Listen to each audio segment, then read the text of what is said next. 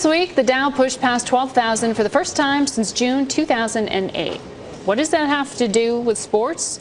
A lot, if you happen to be in the squash business. Michelle Steele has more. Yeah, and we're not talking about the vegetable, Margaret. You know, it's not football, it's not baseball, it's not even hockey, but that doesn't mean there isn't big money behind, yes, squash. In the movies, perhaps no other sport is as connected to Wall Street as the gentlemanly game of squash. Sport? You gotta try harder. Need some exercise, for Christ's sake. Let's go, buddy. Push yourself. But as the Dow goes, so goes business for the JP Tournament of Champions squash event wrapping up Thursday in New York.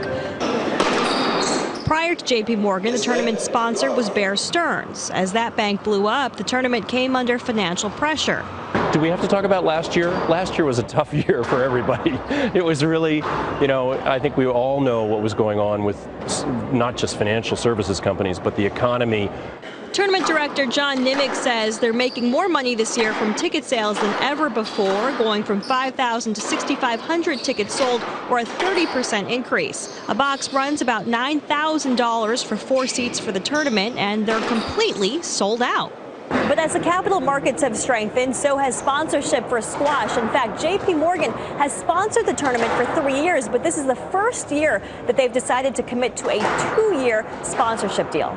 Fans flocked around Nick Matthew, the world's #1 player, who said he's seeing bigger tournament prize money. We've seen a big influx of tournaments in the Middle East as well. A lot of money there back in squash, really taking it out to the mass in those areas. Another reason more money on the street means a boost in popularity for squash is, at least according to one fan, it's an expensive game to play. Only the affluent can really afford it.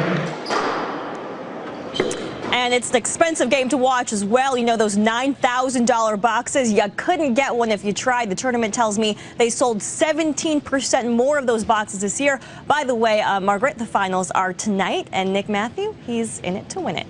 There you go. Isn't it, we were talking about this just the other day, isn't this one of the most widely played sports versus soccer in the world? Actually, yeah, they tell me that it's on every single continent outside of Antarctica, and I'm not even sure football can say that. Well, going international, I appreciate it. Thank you very much, Michelle Steele.